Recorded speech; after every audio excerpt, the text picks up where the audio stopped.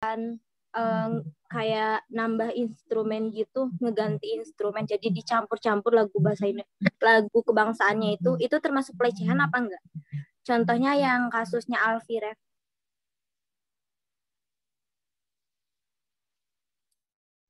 Maaf, contohnya yang kayak gimana ya? Soalnya aku gak tahu yang kasus itu.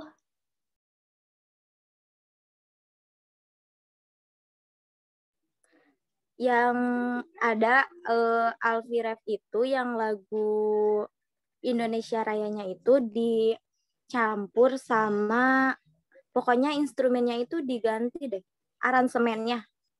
Aransemennya itu dicampur-campur gitu, jadi pakai ada gamelannya.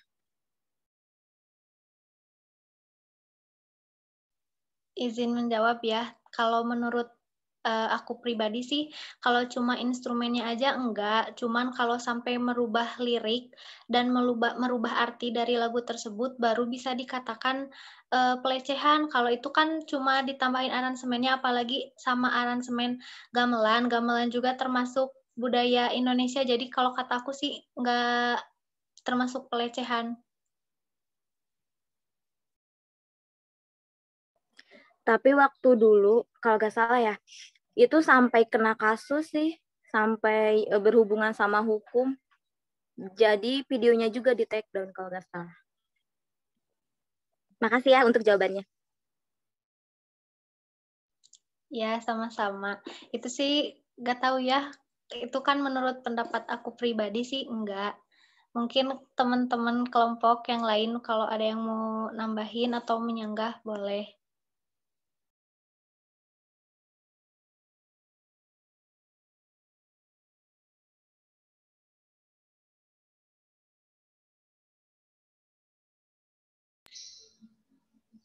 Pertanyaan selanjutnya yang dari Dea Ajara itu mengenai identitas nasional bangsa Indonesia, yaitu Pancasila sebagai identitas fundamental dan UUD 1945 sebagai pandangan hidup, etika politik, paradigma pembangunan.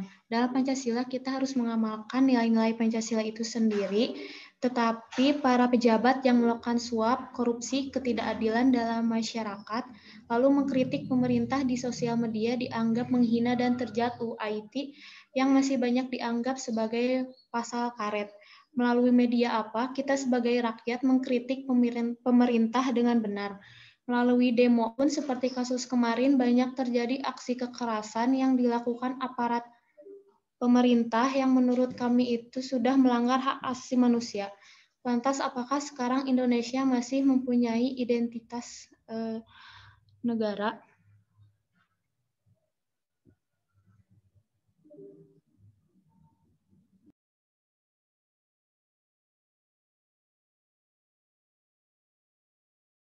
Izin menjawab pertanyaan yang dari dia.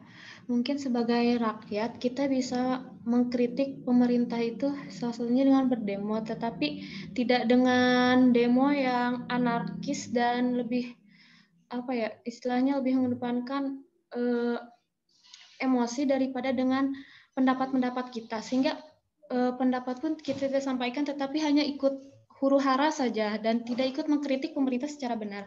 Seharusnya berdemo itu juga harus dengan aturan, yaitu tidak boleh rusuh dan harus mengkritik dengan bahasa-bahasa yang benar sehingga tidak menyebabkan huru hara seperti itu.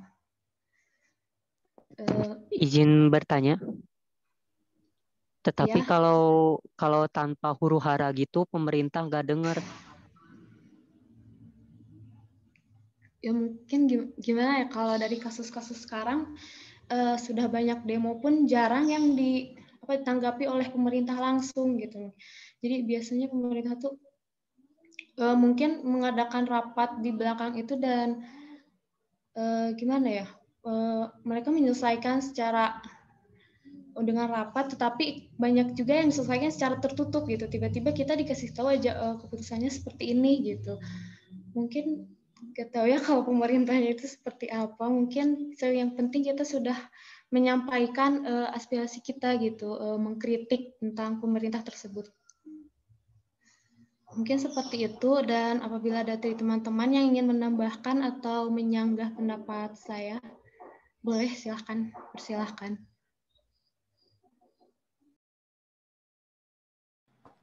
Izin bertanya. Izin menjawab pertanyaan dari Elza di kolom komentar Zoom. Jadi,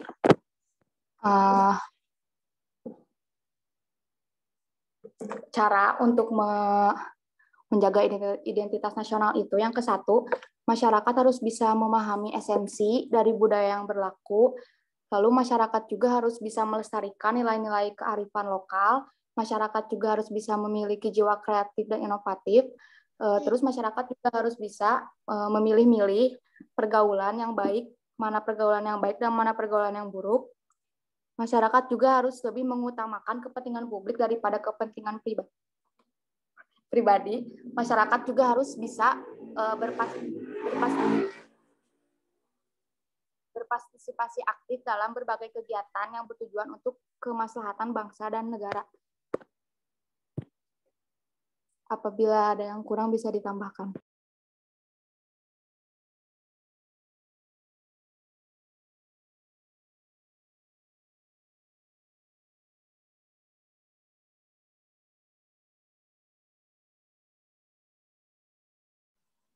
Izin bertanya, untuk yang tadi pertanyaan aku yang dijawab sama Fauzia, tapi aku masih belum dapat poinnya dari jawaban yang dikasih Fauzia. Kan aku tanyain itu, apakah Indonesia itu sekarang masih mempunyai identitas negara? Padahal banyak banget kayak kasus-kasus di Indonesia ini yang masih melanggar hak asasi manusia, terus melanggar nilai-nilai Pancasila. Mohon penjelasannya sekali lagi, Fauzia. Soalnya tadi aku nggak dapat poinnya. Terima kasih. Izin menjawab yang pertanyaan yang diajukan ke Fauzia. Kan tadi bertanya apakah Indonesia masih memiliki identitas nasional atau tidak.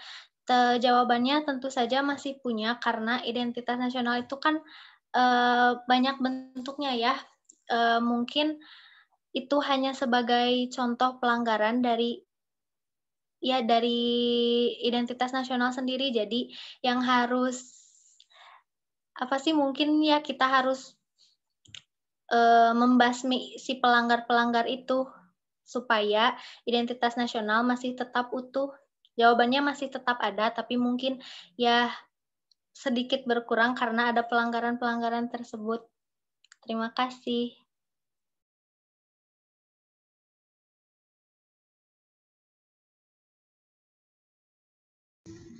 Ya, mungkin seperti itu yang sudah disampaikan oleh Adisa, bahwa bangsa Indonesia masih memiliki identitas, tetapi pelanggaran yang dilakukan oknum-oknum itu kayak mengurangi tentang identitas nasional itu. Padahal kita sebenarnya masih punya identitas nasional, tapi karena kesalahan dari beberapa oknum itu jadi kayak mulai memudar gitu. Dan kita sebagai penerus bangsa harus bisa menghilangkan pelanggaran-pelanggaran atau mulai pemudahan atau pencemaran identitas nasional tersebut.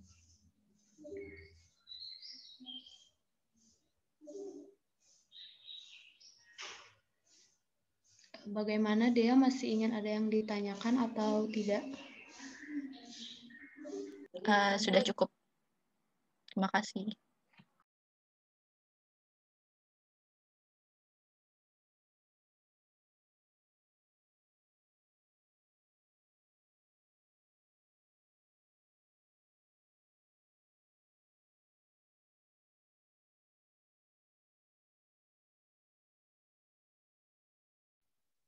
Izin menjawab pertanyaan yang dari Roni mengenai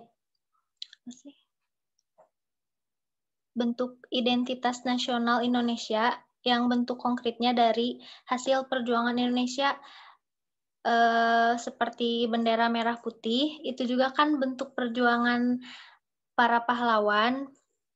Terus Indonesia Raya juga, lagu Indonesia Raya itu termasuk. Terus lambang negara yang kayak gitu, itu termasuk dari bentuk konkret perjuangan bangsa Indonesia.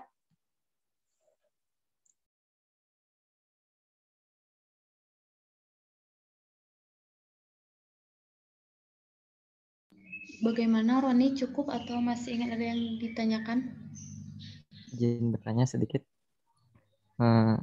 Apakah cuma itu bukti konkret dari identitas nasional?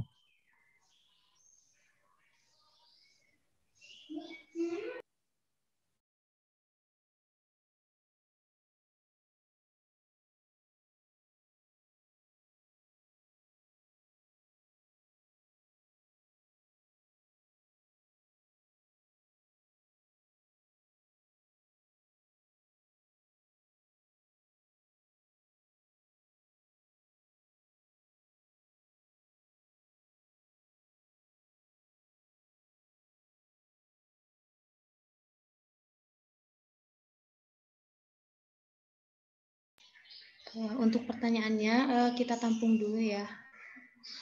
Sebentar.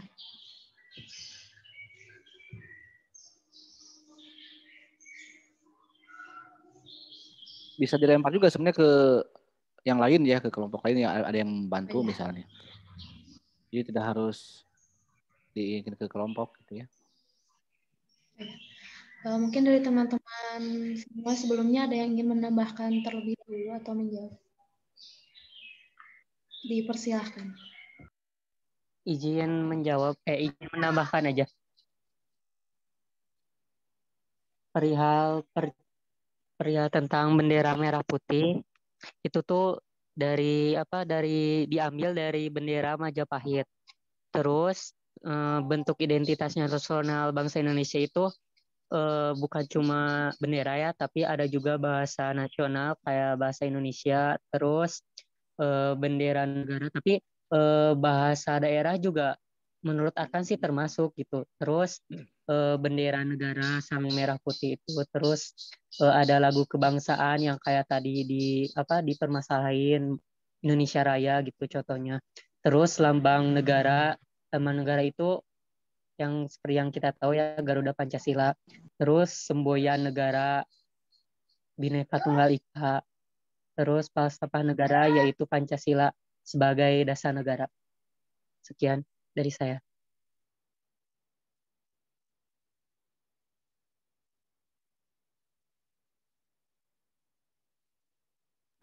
Selain itu juga kan ada dari lagu kebangsaan yaitu Indonesia Raya yang menggambarkan semangat cinta tanah air dan kegagahan bangsa Indonesia yang dinyanyikan waktu tanggal 28 Oktober itu pada saat Sumpah Pemuda. Itu juga menggambarkan pada identitas nasional kita dari perjuangan rakyat, perjuangan bangsa Indonesia pada zaman dahulu.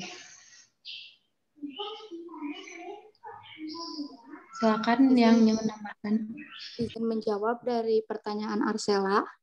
Bagaimana cara memberikan pemahaman kepada masyarakat agar tidak terjadi kembali aksi pelecehan identitas nasional? Jadi menurut saya untuk masyarakat, contohnya siswa-siswa saja mungkin bisa dari pembelajaran di sekolah. Selain itu juga yang terpenting harus ada kesadaran dari diri kita masing-masing mengenai hal itu, terutama orang-orang yang udah dewasa pasti ngerti gimana mengatasinya. Terima kasih.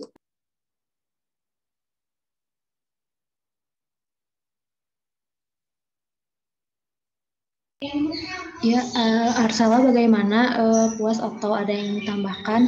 Dan untuk teman-teman semua jika ingin menambahkan dari pendapat tersebut silahkan.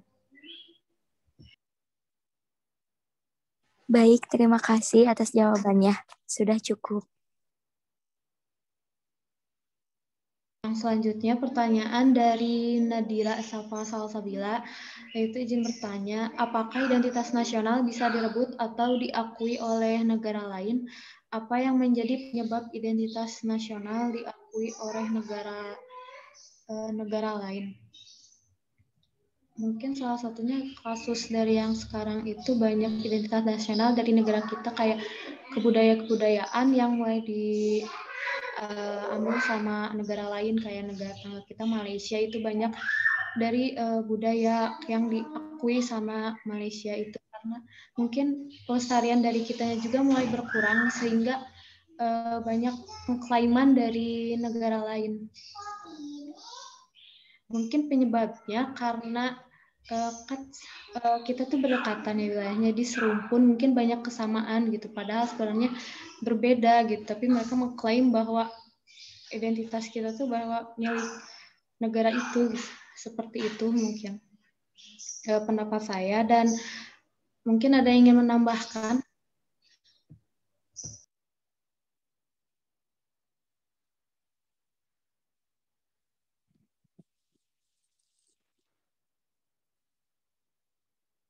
Coba anggota kelompok yang lain dibantu atau jangan Fauziah terus.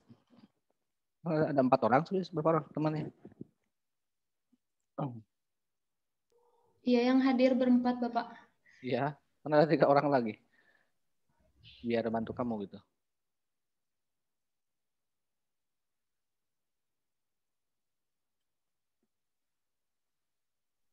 Kalau jawaban dari Fauzia sudah cukup, mau lanjut ke pertanyaan selanjutnya yang dari mana sih?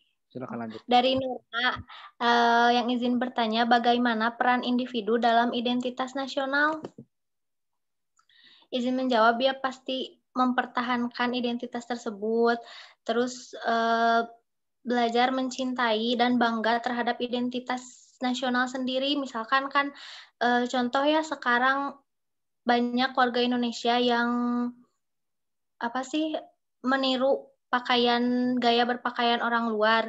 Mungkin kita belajar bangga dengan kebudayaan sendiri, kayak jangan diikuti tuh kayak berpakaian yang terbuka, juga tingkatkan kreativitas kita yang bisa bikin suatu pakaian yang terlihat modern tapi masih menunjukkan sisi kebudayaan dari Indonesia. Contohnya misal kayak yang kemarin-kemarin tren itu kan yang berkain ya, itu memadukan kain batik dengan pakaian-pakaian modern, jadi tidak terlihat ketinggalan zaman tapi tetap ada nilai budayanya sendiri, kayak gitu contohnya mungkin.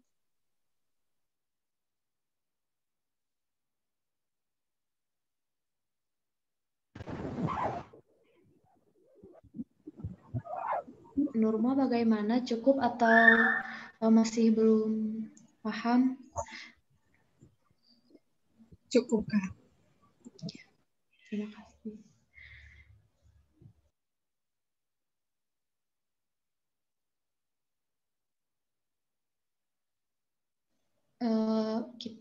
Pertanyaan selanjutnya dari Nabila, yaitu apakah menyanyikan lagu kebangsaan di kamar mandi merupakan pelecehan? Soalnya dulu waktu SMP guru saya pernah bilang itu pelecehan juga karena dinyanyikan di tempat yang mungkin dianggap tidak baik. Menurut saya pribadi mungkin itu termasuk pelecehan ya, karena di kamar mandi, karena dalam agama Islam pun menyanyi di kamar mandi itu sebenarnya tidak boleh gitu. Jadi apalagi ini dengan menyanyikan lagu kebangsaan, jadi mungkin termasuk dalam pelecehan.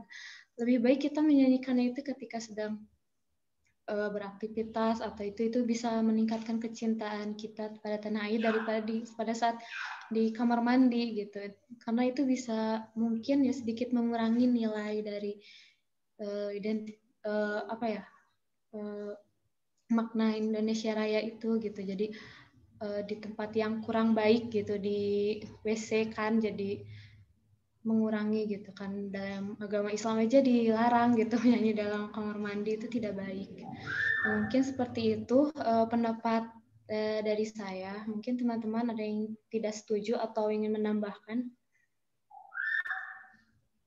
Nabila bagaimana, cukup atau masih belum puas? Iya, soalnya tuh kayak kalau anak kecil misalkan lagi mandi gitu kan biasanya sok sambil kayak nyanyi-nyanyi gitu. Terus kadang pengen ngingat-ngingat pelajaran nyanyi-nyanyi yang diajarin dari sekolah gitu kan. Jadi bisa diajarin nggak boleh atau baiknya gimana gitu. Sekarang udah tahu ya. Masih. Mungkin seperti itu yang seperti disampaikan Nabila barusan. Jadi sebaiknya kita mengingatkan saja, lebih baik tidak menyanyi di kamar mandi gitu.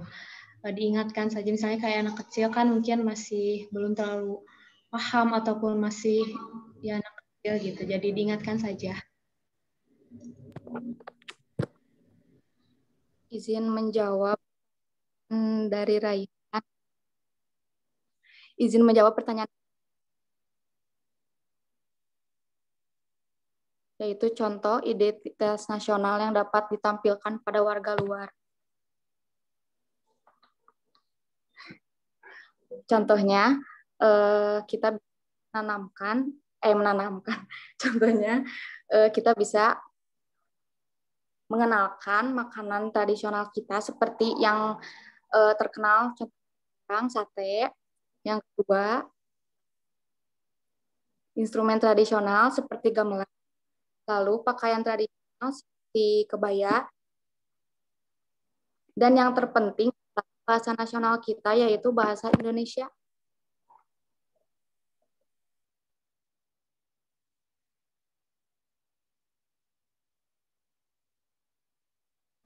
Ya, silakan pada teman-teman jika ingin ada yang menambahkan.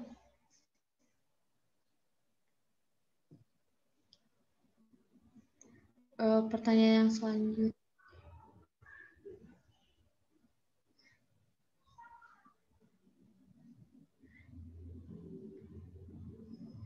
Ya, pertanyaan yang selanjutnya dari Yohana. Pancasila merupakan salah satu unsur dari identitas nasional bangsa. Saat ini banyak anak muda dan beberapa orang yang tidak hafal Pancasila. Apakah tidak hafal Pancasila termasuk pelecehan identitas nasional? Izin menjawab, menurut pendapat saya itu mungkin tidak termasuk dalam pelecehan. Cuma sebagai warga negara bangsa Indonesia sudah menjadi mungkin lebih baik kita memberi pemahaman kepada masyarakat bahwa pentingnya pemahaman tentang identitas nasional tersebut. Kalau menurut saya itu tidak termasuk dalam pelecehan, kurangnya itu lebih masuk dalam kurangnya rasa pemahaman kita terhadap identitas nasional bangsa negara Indonesia, bangsa Indonesia. Mungkin seperti itu pendapat dari saya. Yohana bagaimana? Sudah masih cukup atau masih kurang? Cukup, makasih Pak Uji ya. Oh, ya udah. Ya.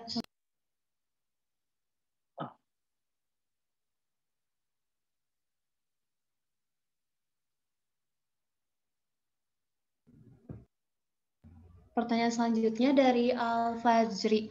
Salah satu fungsi identitas nasional menurut Sudarsono itu sebagai cerminan kondisi bangsa, yaitu kematangan jiwa, daya juang, dan kekuatan bangsa. Dan di Indonesia ini juga banyak terjadinya kasus tentang perpecahan bangsa Indonesia yang menyebabkan turunnya kekuatan bangsa. Apakah itu bisa dikatakan kondisi bangsa Indonesia itu sedang tidak baik-baik saja? Mungkin dari pendapat saya pribadi ya itu bisa sedikit menggambarkan kondisi bangsa Indonesia yang tidak baik-baik saja karena kematangan jiwa, daya juang, dan kekuatan bangsa dengan banyaknya kasus perpecahan mungkin itu sedikit menggambarkan bahwa kondisi bangsa Indonesia sedang tidak baik-baik saja. Dan mungkin dari teman-teman semua ada yang ingin menambahkan? Izin menambahkan, maka dari itu Indonesia kan terkenal dengan latar belakang yang berbeda-beda. Supaya Indonesia menjadi baik-baik saja, mungkin alangkah baiknya kalau kita harus saling menghormati perbedaan, terus memelihara hak dan kewajiban antar sesama rakyat Indonesia, juga menggenggam kuat tentang Bhinneka Tunggal Ika, supaya tidak terjadi perpecahan dan identitas nasional bisa dipertahankan sebaik mungkin. Terima kasih. Ada yang ingin menambahkan dari kelompok lain?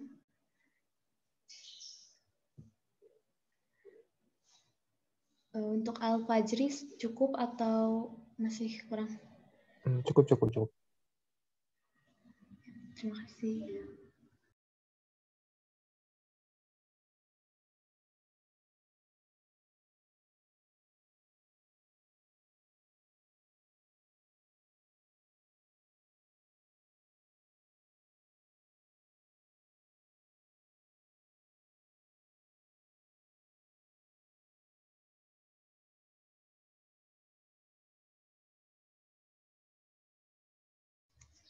Izin menjawab pertanyaan yang dari Ihsan. Faktor yang mendukung munculnya identitas nasional Indonesia, salah satunya itu faktor objektif ekologis. Apa yang menjadi ciri spesifik yang menjadikan hal tersebut merupakan identitas nasional? Faktor objektif itu yaitu ekologis, yang berarti hubungan interaksi antar makhluk hidup dengan lingkungannya. Jadi mungkin menggambarkan bagaimana kondisi interaksi antar makhluk hidup seperti manusia dengan lingkungannya, dengan alam. Itu misalnya kita menjaga lingkungan dengan benar, itu menggambarkan satu identitas nasional dari bangsa kita gitu. Jadi bahwa makhluk hidup dan manusia misalnya dengan alam lingkungan itu terjaga gitu dengan baik. Itu menggambarkan sedikit dari identitas nasional kita yang mencintai alamnya. Mungkin seperti itu menurut pendapat saya. Dari kelompok lain mungkin ada yang ingin menambahkan?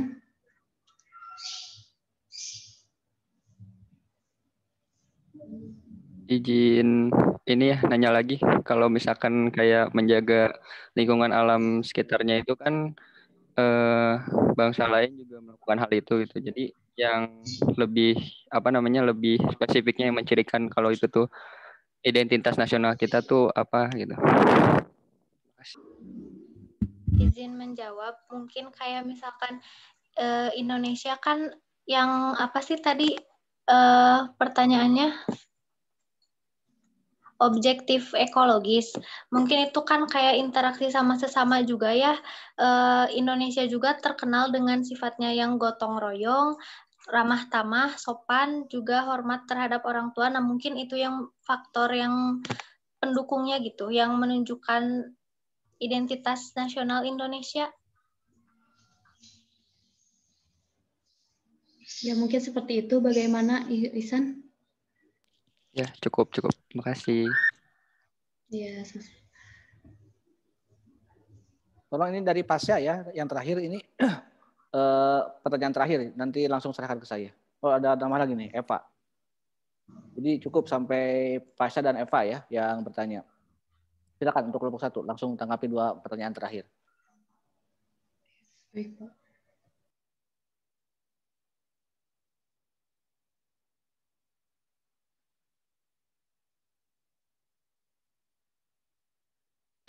Pertanyaan yang dari Pasya itu, menurut kelompok kita, apakah kondisi bangsa Indonesia pernah dikatakan baik-baik saja, dan jika pernah, kapan itu terjadi? Menurut pendapat saya sih, mungkin pernah ya dalam sehari-hari pun sebenarnya sering, cuma karena beberapa kasus kadang merasa bahwa Indonesia itu sedang tidak baik-baik saja, padahal sebenarnya itu kita ada di mana kondisi yang sebenarnya bangsa negara itu sedang baik-baik saja, seperti tidak adanya perpecahan dan pemberontakan. Mungkin pernah dulu tahun berapa, lupa gitu, Bapak pernah sempat baca juga ada ceritanya gitu. Cuma lupa tuh tahunnya, secara rincinya saya lupa. Seperti itu. Mungkin ada yang ingin menambahkan? Izin menambahkan ya, jawabannya emang benar kata Fauzia, pasti pernah, cuman untuk waktu tepatnya kita gak bisa jawab itu kapan. Contoh kecilnya aja kayak misalkan kita sedang rukun gak ada terjadi kasus apa-apa, itu sudah termasuk menunjukkan bahwa Indonesia itu baik-baik saja.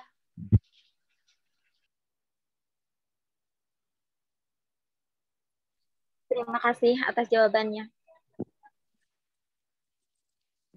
Untuk pertanyaan selanjutnya dari Eva, bagaimana sikap yang baik bagi kita sebagai mahasiswa ketika negara lain mengakui salah satu identitas nasional negara kita?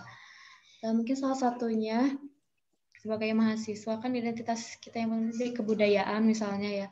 Nah, kita tuh harus bisa melestarikan budaya tersebut dengan misalnya kayak tari tradisional, pakaian tradisional. Kita harus bisa gimana ya, kayak menunjukkan itu tuh identitas kita gitu, dan sehingga nggak diakui kayak batik dengan penggunaan batik di seragam sekolah juga, itu sebagainya salah satu cara untuk menunjukkan identitas nasional negara kita dari segi budaya. Selain itu juga dari sosial, yaitu dari sikap ramah tamah, gotong royong, kita bisa melakukan cara tersebut dengan mengakui bahwa itu identitas nasional negara kita, yaitu dari bangsanya yang ramah tamah dan suka bergotong royong. Mungkin sebagai mahasiswa kita salah satunya mungkin bisa mengaplikasikan cara-cara tadi itu, dan masih banyak hal-hal lainnya yang bisa dilakukan gitu sebagai kita mahasiswa. Ya, Izin itu mungkin ya benar kata Fauzia. Kalau misalkan ada yang mengakui identitas nasional kita, diakui sama negara lain, kita sebaiknya bukan hanya menentang bahwa itu kan punya Indonesia, bukan. Tidak cukup seperti itu saja, tapi dengan benar-benar dipakai dalam kehidupan sehari-hari gitu. Kayak budaya-budayanya kita banggakan, kayak kita kenal lebih dalam tentang budaya tersebut, bukan hanya untuk diakui, tapi emang benar-benar dipakai gitu. Terima kasih. Baik, terima kasih atas jawabannya.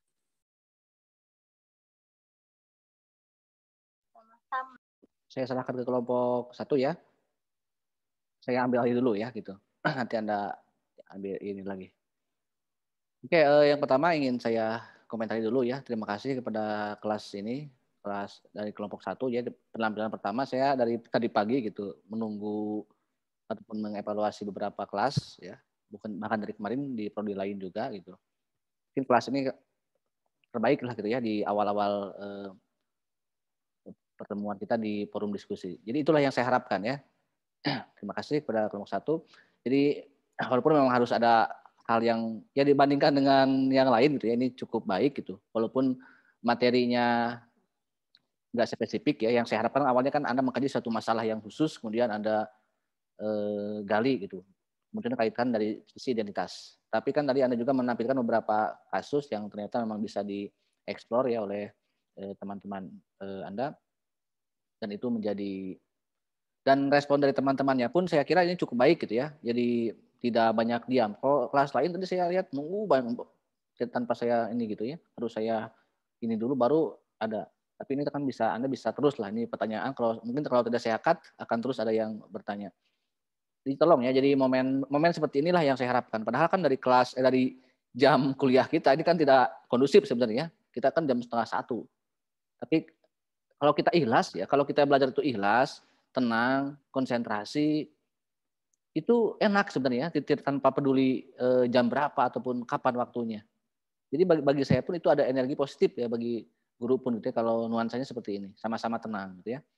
Kalau pagi pun misalnya yang lebih tenang dari sisi cuacanya, tapi kan kadang-kadang kalau kitanya tidak konsentrasi, tidak serius ya, itu juga kadang-kadang gagal ya dalam pembelajaran. Ini saya cukup mengapresiasi ya. Dan untuk kedepannya saya kira kelompok-kelompok berikutnya, kalau misalnya mau mengkaji yang lebih spesifik, tadi kan banyak hal-hal yang mungkin tidak bisa dijawab oleh masalah identitas nasional ya. Masalah tadi misalnya pertanyaan tentang ini contoh misalnya ini saya tentang ya undang-undang fundamental ya, Undang-Undang 45 sebagai pandangan hidup. Atau Undang-Undang ITE misalnya tadi. Itu bisa, kalau Anda tidak puas dikaji di sini, nanti akan ada bab konstitusi misalnya, itu mengkaji Undang-Undang 45. Dari sisi misalnya apakah tentang masa jabatan presiden dan sebagainya. Nanti Anda kaji aja itu masalah yang lebih spesifik, yang lebih fundamental ya, dalam hal yang update lah. Karena sekarang kan banyak hal yang isu-isu yang sedang aktual ya. Undang-Undang ITE misalnya di sisi hukum pun bisa Anda analisis ya. Nanti ada bab tentang hukum ya dan HAM. Tentang HAM pun kalau misalnya di sini tidak bisa digali di bab ini kan bisa digali di bab lain ya. Jadi itu, jadi saling melengkapi. Dan ingat setiap pertemuan itu bukan hanya momen panggung tiap kelompok yang presentasi ya, saya harapkan ini adalah panggung semuanya. Jadi semua orang, semua mahasiswa itu terlibat. Tolong pertahankan ya nuansa kelas ini. Saya cukup kondusif ya di kelas D ini, walaupun jam kita siang ya. Oke, itu ya dari evaluasi mengenai berjalannya diskusi, mudah-mudahan sekali lagi lebih baik lagi. Oke, saya langsung mungkin ke materi ya, dari beberapa pertanyaan mungkin tidak bisa saya komentari satu persatu ya. mengenai pelecehan juga tadi merembet ke dalam bagaimana sebenarnya kesadaran kita, sikap kita ya.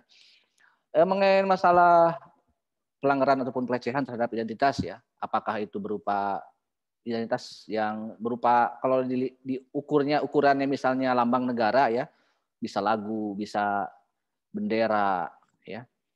Kan itu kita lihat kadar pelanggarannya, kadar pelecehannya. Kalau misalnya tadi anak kecil bernyanyi ya, atau warga negara yang mungkin secara pendidikannya kurang paham, mungkin kan ada ketidaksadaran mungkin gitu ya. Walaupun itu memang secara misalnya ada yang secara undang-undang kalau bendera, kalau lagu dilecehkan adalah bentuk pelecehan dan pelanggaran hukum, bahkan tindak pidana makar gitu. Tapi kalau pelakunya misalnya mereka anak kecil, tidak tahu ataupun masyarakat yang memang secara pendidikan kurang, ya itu kan ada upaya lain mungkin yang lebih edukasi lah ya. Kalau apalagi kalau anak sekolah gitu kan ada edukasi, makanya ada pendidikan kewarganegaraan mungkin ya, tanggung jawab pendidikan sebenarnya untuk mengedukasi masyarakat ya. Siapapun itu ya. Makanya kalaupun itu masalah hukum ya, saya kira polisi juga kan ada penyidik dan penyelidikan ya. Mungkin akan dianalisis apakah itu layak nggak dihukum misalnya. Mungkin karena dia tidak tahu, mungkin dia karena lupa ataupun apa ya. Kecuali memang yang benar-benar disengaja, yang sengaja melecehkan ya. Kalau ahli hukum kan mungkin kalau ketika menyidik, ketika mengintegrasi kan bisa ketahuan mana orang berbohong, mana orang tidak kan gitu. Jadi itu ya. Kalau masalah itu ya bisa kita lari ke masalah hukum kalau memang itu benar-benar pelanggaran hukum, kalaupun tidak tadi ada edukasi yang lebih manusiawi mungkin, apalagi itu tidak tahu atau apa. Oke, bicara masalah identitas kembali ya, ini masalah apakah Indonesia itu masih punya identitas ya. Apa buktinya? Ini kan bagaimana kalau diambil budaya asing gitu kan. Tadi jawabannya sudah cukup ya, misalnya ya kita banyak budaya kita tidak melestarikan, kemudian orang lain lah yang mengklaim ya gitu. Saking banyaknya budaya ya, multi budaya kan yang saya anggap juga multikultural. Kadang-kadang ya betul juga kita tidak peduli terhadap saking banyaknya budaya lokal sebagai salah satu ciri identitas nasional ya gitu kan. Bisa jadi karena faktor itu ya, bukan semata-mata karena warga negara lain itu ingin merebut, tapi kita sendiri yang tidak peduli terhadap pelestariannya gitu ya. Nah, bagaimana misalnya tentang peran individu ya dalam identitas ya. Tadi ada yang belajar mencintai ya. Selain belajar mencintai juga harus belajar dicintai ya gitu. Terus lengkap ya. Kemudian juga tadi juga ada kata-kata apakah baik-baik saja misalnya. Kalau kalian tanya pada saya ya saya juga baik-baik saja gitu ya. Lalu kenapa Indonesia saat ini ya? Tergantung ya indikator permasalahannya, makanya kan harapannya ada masalah yang dikaji. Apa indikatornya sebenarnya? Identitas itu yang mana? Itu kan? Perpecahan ya. Tadi ya yang apa? Ya ketika ada perpecahan itu juga tergantung kadarnya juga. Apakah hanya sebatas perbedaan pandangan, perbedaan pendapat, atau memang roromehen atau roromehen perpecahan suku misalnya. Itu kan roromehen ya. Banyak suku. Atau apa ya, jadi lihat dari sisi kadarnya dulu yang mana ya, yang kalau hanya perbedaan pendapat, pandangan justru itulah yang akan menguatkan identitas. Kemudian tadi juga akan saya luruskan beberapa pertanyaan ya tentang tadi yang faktor objektif ya, mungkin juga karena memang tidak ada uraian penjelasan dari buku maupun dari presentasinya. Kalau faktor objektif kan ada demografis ya, ada geografis, ekologis dan demografis. Itu kan bukan berarti kita ini bahwa Indonesia misalnya ciri ekologisnya seperti ini.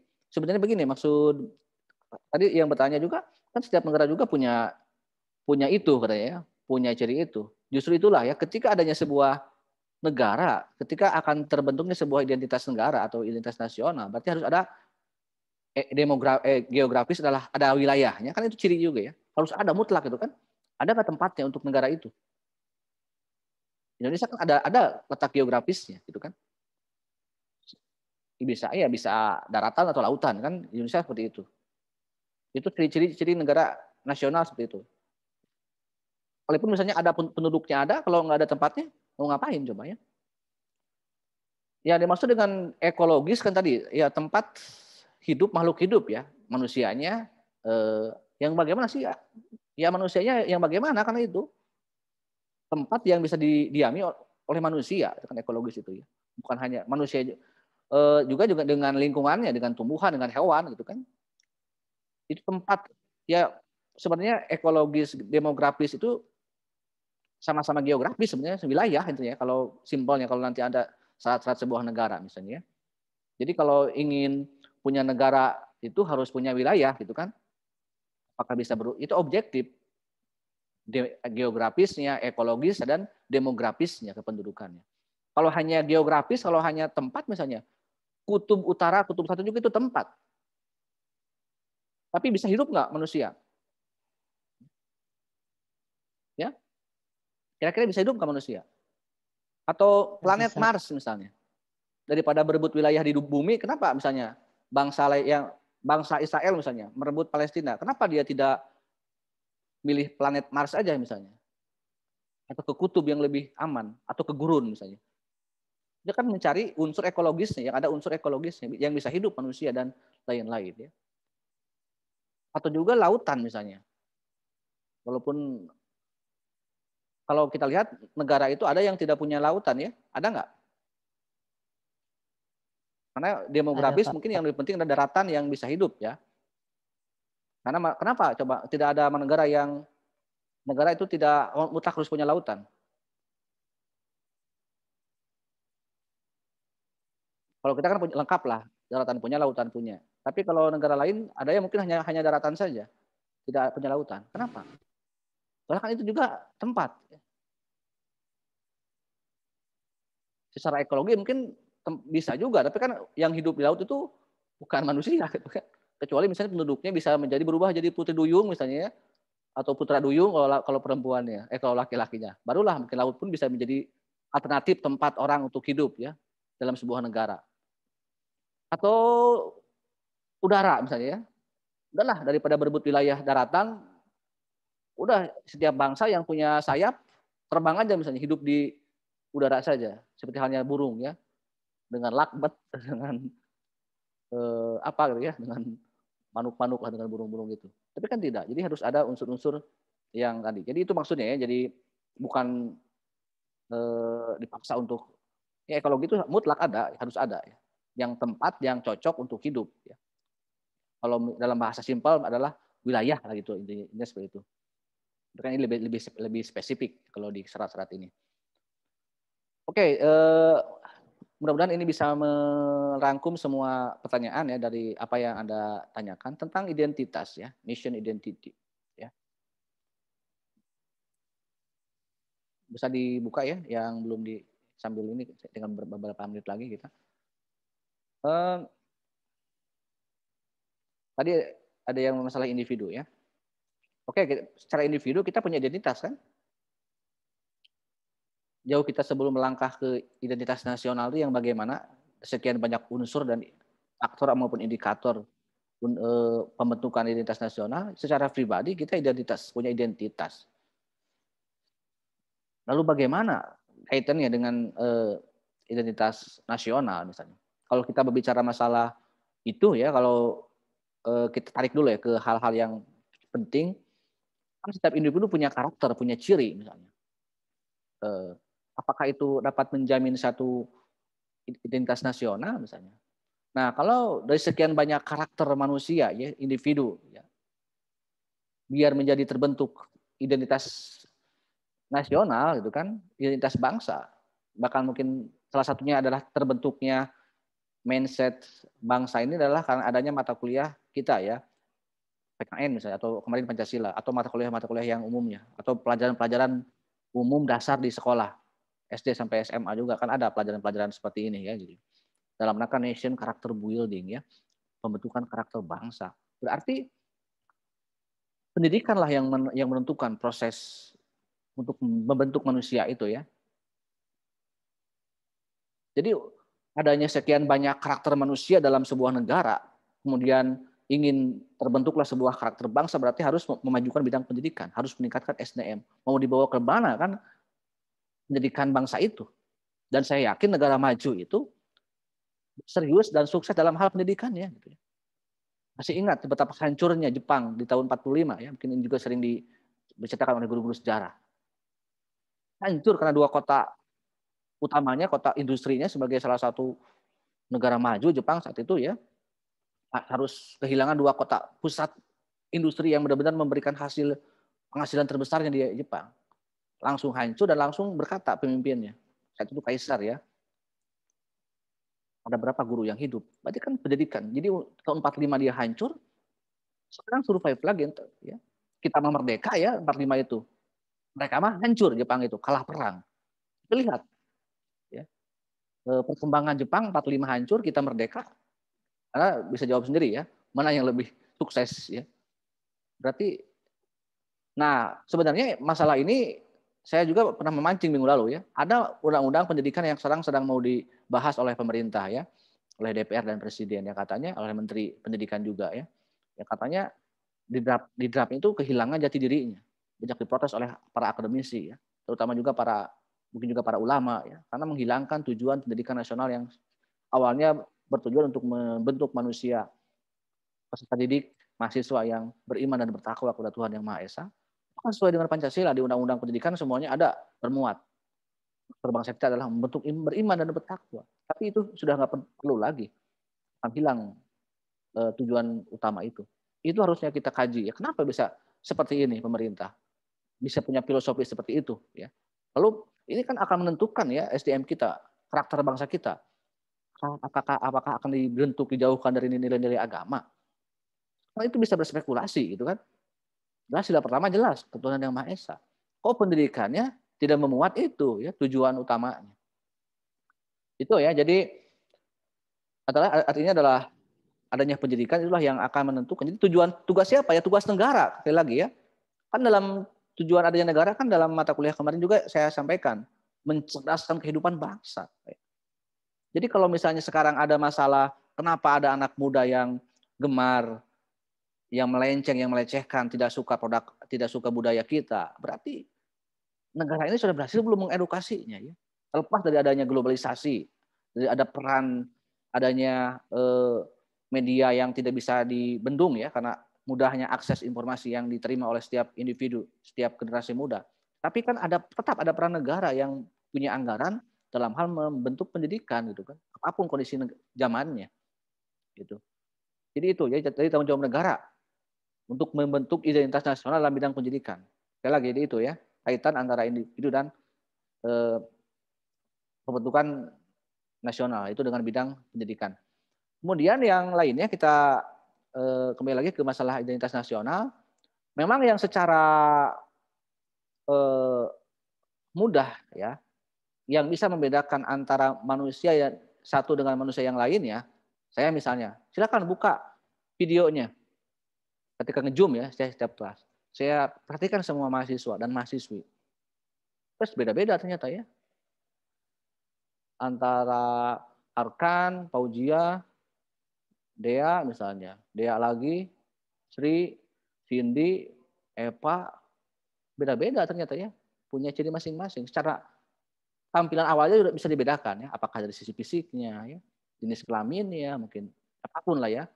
Atau dari aksesorisnya, kalau perempuan itu berhijab, ada yang warna hijabnya, gaya kerudungnya, mungkin juga ada yang berkacamata, ada yang tidak. Itu kan ciri yang menandakan satu individu dengan individu yang lainnya.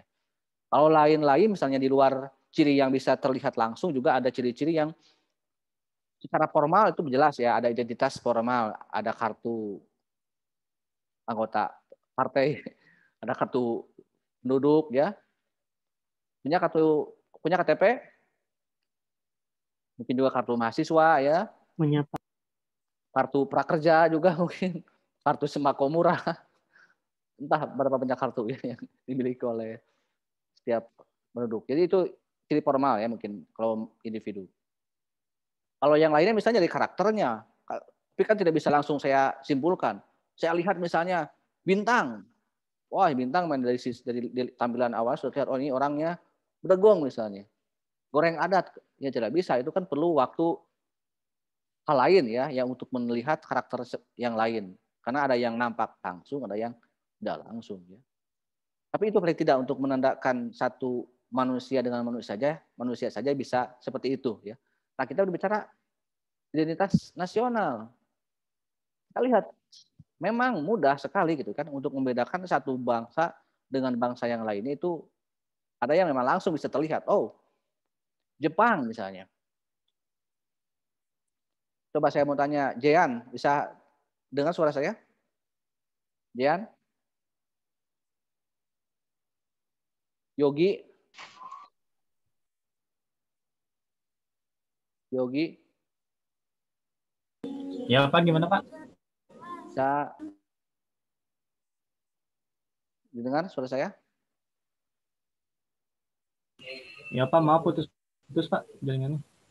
Oke, coba yang lainnya. Robi? Rizky Bilar? Ada? Amanda Manopo?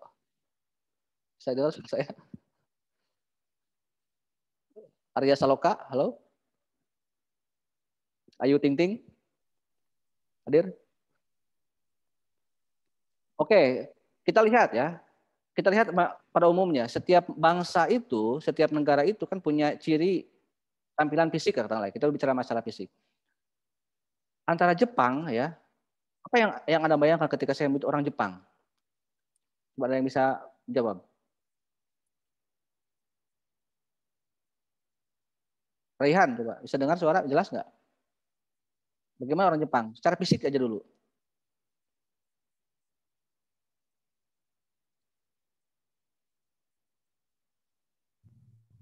Pendek.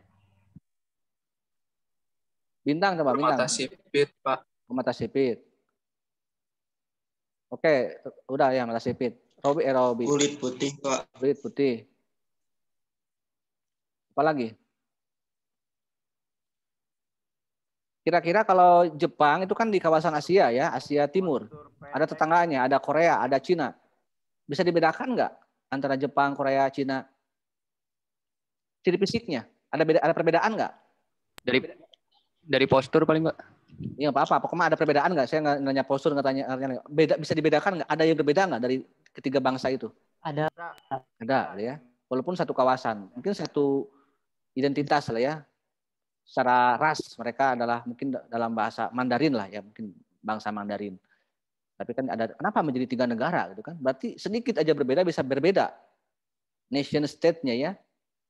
Karena yang membuat sebuah bangsa bersatu itu karena persamaan ya, fisik. Mungkin juga akan langsung ke bahasa yang digunakan, bahkan juga ke agama yang dianut.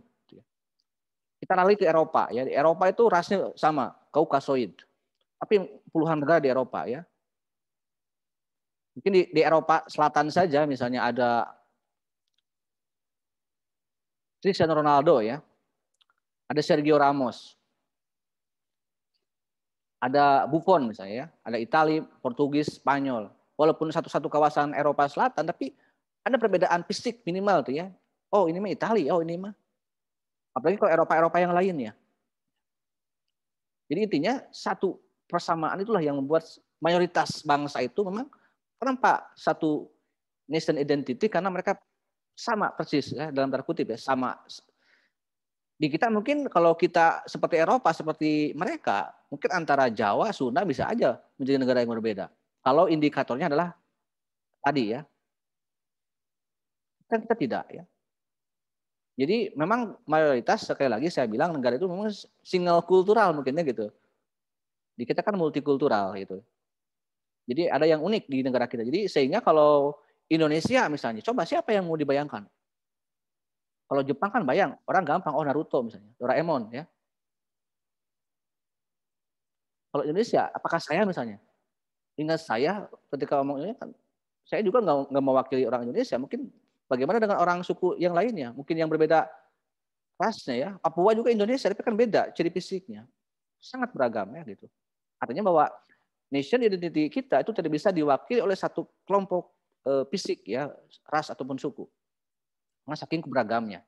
Apalagi budaya yang tadi Anda bilang. Kenapa bisa diklaim oleh warga negara lain, oleh bangsa lain, oleh Malaysia yang satu rumpun misalnya. Betul, memang karena satu rumpun. Dengan Malaysia kita ini satu rumpun ya. Kalau dibandingkan dengan Papua, lebih banyak Malaysianya persamaannya daripada dengan Papua misalnya. Kenapa kalau kita gabung dengan Papua gabung ke kita, bukannya dengan Malaysia? Berarti kan tadi ada unsur objektif, ada subjektif kan? Ada historis, ada sosial, ada politik. Mungkin kita dengan Malaysia satu budaya, tapi secara politik kita tidak ada, secara sejarah tidak pernah ada ikatan politik maupun sejarah. Dengan Papua ada ikatan sejarah, ada ikatan politik gitu yang kita lebih memilih Papua. Sekalipun dari sisi budaya tadi saya bilang itu berbeda. Jadi banyak indikator ya untuk menjadikan. Ya, makanya apakah kita ini punya identitas ya? Kalau berupa tampilan fisik kita kan tidak bisa diwakili ya. Maka orang tidak ragu lagi. Saya tanya, Jepang apa yang Anda bayangkan? Disiplin, Pak. Padahal kan tidak nampak. Tapi kan mungkin sudah melekat, budayanya sudah bagus misalnya. Budaya orang Jepang itu bagus ternyata ya. Punya budaya disiplin. Itu kan tidak nampak secara fisik yang saya tadi bilang. Kalau Anda melihat tampilan fisik tidak mungkin bisa mengklaim orang. Tapi karena orang tahu ya, kalau orang lihat ke Jepang orangnya disiplin, sehingga negaranya maju dan lain sebagainya. Itu ya. Jadi ada negara yang multikultural seperti kita itu bisa bersatu, ada yang memang mereka itu wajar bersatu karena mereka punya ciri-ciri yang sama dalam segala hal. Tapi juga ada kasus lain di Timur Tengah, di Arab misalnya. Mereka budayanya sama, agamanya sama, bahasanya sama, ya Islam, Arab. Tetapi kenapa bisa menjadi negara yang berbeda-beda? Terpecah belah. Tidak menjamin juga persamaan budaya, persamaan agama, persamaan bahasa itu bisa menjadi satu nation identity yang sama. Ya. Mungkin bagi bangsa negara lain tidak perlulah identitas nasional mah. Ada juga mungkin tidak seperti itu. Karena mereka yang terpenting negaranya maju, ekonominya tercapai, ya, dan sebagainya. Yang penting ada pengelolaan politik yang baik ya di sistem politik pemerintahan yang ada. Secara kultur budaya mungkin tidak perlu lah ya. Apakah mau beragam mau tidak beragam, yang penting ya nggak perlu lah itu mah. Mereka sudah apalagi harus diajarkan ya. Itu sudah terlalu melekat dalam diri negara-negara mereka yang sudah maju. Tapi ya kita harus akui kita masih memerlukan pendidikan kewarganegaraan ya. Karena ya mau tidak mau kita ini selain beragam belum maju juga gitu kan. Seperti yang saya diuraikan di bab awal ya tentang pentingnya civic education ini, pendidikan kewarganegaraan ini. Agar bagaimana pengelolaan warga negara Indonesia itu. Jadi itu ya tentang bagaimana ya tentang pembentukan karakter atau identitas nasional itu memang setiap negara itu berbeda-beda ya. Tidak menjamin satu persamaan budaya menjadi satu bangsa. Kita pun tidak menjamin perbedaan bangsa pun bisa menjadi terpecah belah secara bangsa. Kita ini mungkin yang sangat unik ya karena bisa ke rumah berbeda bersatu. Yang lain bersatu karena wajar sama. Yang lain juga tidak menjamin yang sama juga bersatu. Ada yang terpecah belah. Ini sangat-sangat unik ya. Nah sehingga ada faktor-faktor lain ya, yang tadi Anda sebutkan. Yang oke lah kita tidak secara formal kita yang pembentukannya secara formal saja. Kita secara budaya, agama tidak mungkin disatukan ya karena sudah terlanjur beragam. Sehingga adalah simbol-simbol formal dalam sebuah negara yang tadi terutama dalam Undang-Undang Dasar ya, dari pasal 34 sampai pasal 37 itu dari mulai bendera, lagu kebangsaan, bahasa, semboyan ya, termasuk falsafah ya. Dan lain-lain ada unsur yang instrumental maupun fundamentalnya seperti itu. Oke, jadi itu ya teman-teman semua tentang proses terbentuknya identitas nasional bangsa Indonesia ya. Mungkin saya ingin memperkuat ya secara kalau yang objektif tadi adalah adanya tempat ya. Tempat yang ada ekologisnya yang bisa dihidupi oleh manusia. Kemudian sekali lagi ada faktor kependudukannya, demografinya ya. Nah, yang subjektifnya gitu kan adanya sebuah negara itu juga harus punya unsur-unsur yang pemersatu secara subjektifnya, pemersatunya sosial, budaya, ya, politik, ya. Seperti yang telah saya uraikan ya. Dulu kita punya satu kawasan daerah wilayah yang tidak punya ikatan budaya, tidak punya ikatan sosial, ya, tidak punya ikatan budaya sejarah juga historis ya. Tapi bisa diikat oleh ikatan politik, yaitu ya adanya Timor Leste itu ya. Ketika integrasi Timur-Timur, pecahnya Timur-Timur, itu karena memang murni faktor politik gitu ya. Tidak ada unsurnya. Sehingga kalau kadarnya itu kadar persamaannya itu sedikit, itu ya wajar kalau bisa terpecah belah ya, hilang. Karena memang nggak ada yang mengikat ya dengan Timor Leste itu. Apa coba ikatan kita dengan Timor Leste misalnya? Budaya tidak, agama tidak, sejarah pun tidak. Jadi kalau hanya satu faktor ya. Tapi kalau geografis, ekologisnya ya sudah jelas ya, ada ikatan sejarahnya ada, ikatan budayanya ada faktor yang mengikatnya ya mungkin akan mudah sekali ya untuk menjadi satu identitas. Oke, itu silakan saya serahkan lagi ke kelompok 1 ya. Ada yang mau ditambahkan oleh kelompok 1 atau mau sebagai closing atau apa? Atau mau menutup jalannya diskusi? Atau yang tadi belum ditanggapi ya, beberapa pertanyaan-pertanyaan teman-temannya. Silakan. Tadi Pak Ujia kan yang ini, silakan ya. Waktu sudah 10 menit lagi kurang. Ya, mungkin untuk pertanyaan sudah terjawab semua dari teman-teman semua. Kami semua mengucapkan permintaan maaf apabila ada kekurangan atau kesalahan dalam presentasinya. Dan terima kasih kepada teman-teman semua yang tak ikut menambahkan ataupun memberi saran lain. Sekian dan terima kasih. Wassalamualaikum warahmatullahi wabarakatuh. Salam. Waalaikumsalam warahmatullahi wabarakatuh. Sebelum ditutup, coba on kan kameranya ya. Saya minta nanti bukti perkuliahan. Arkan ya. Coba screenshot dan nanti kirim ke kelas juga nggak apa-apa lah. Arkan pakai HP, Pak. Coba yang bisa aja siapa? Nanti dikirim ke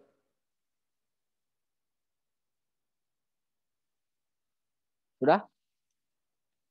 Sudah ada ya? Sudah ya, nanti kirimkan ya. Oke, saya tutup ya. Alhamdulillahirrahmanirrahim. Assalamualaikum warahmatullahi wabarakatuh. Waalaikumsalam warahmatullahi wabarakatuh. Terima kasih banyak, Pak. Terima kasih, Pak. Pak. Penuhun, Pak.